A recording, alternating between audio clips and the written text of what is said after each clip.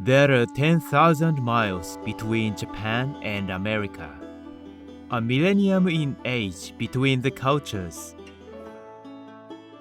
and two atomic bombs.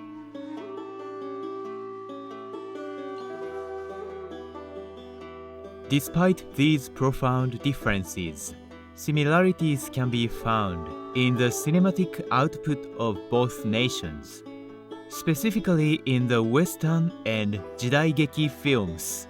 There are many similarities between the lone gunslinger and the masterless Ronin.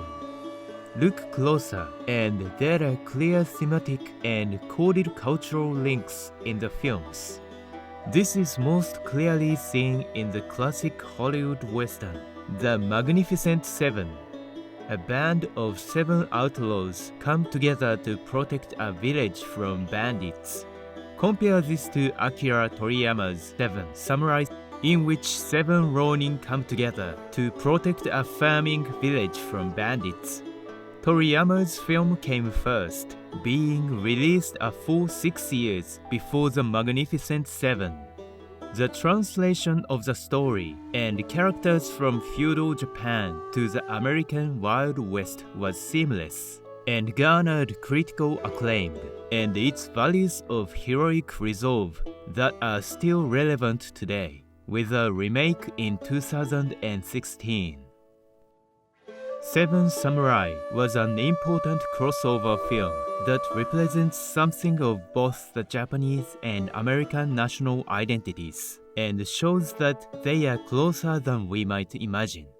The vagabond Ronin, masterless samurai wandering the land in search for work and redemption.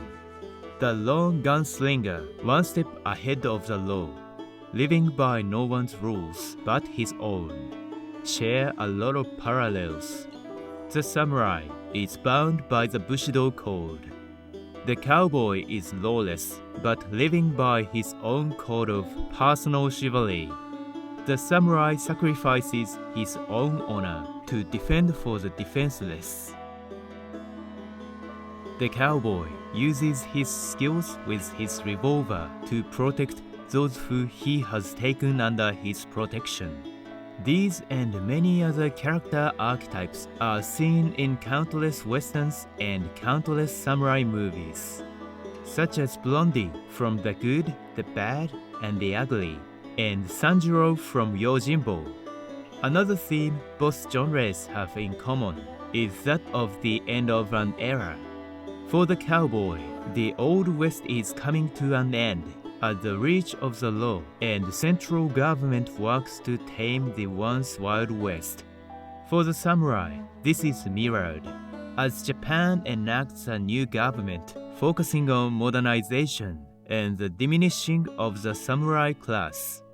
These experiences are dealt with in similar fashion by both American and Japanese filmmakers.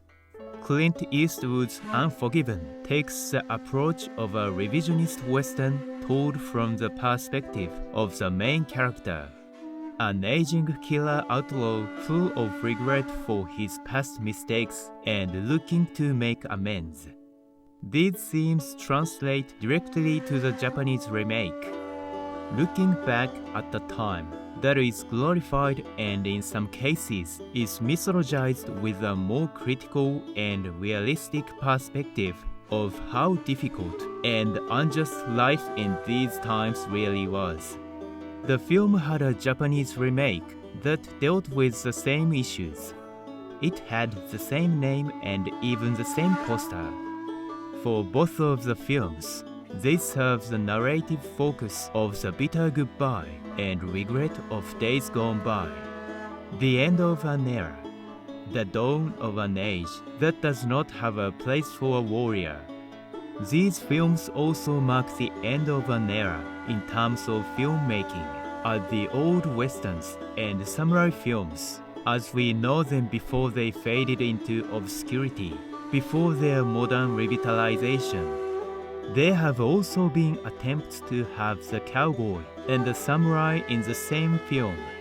Red Sun brings the samurai to the western setting, in which he has to cooperate with an outlaw cowboy to achieve a goal, and Sukiyaki Western Django that could be characterized as a sushi western samurai noir film, in which elements and settings are blended to make something truly unique. And perhaps that uniqueness is brought about because of two seemingly opposed nations finding common ground.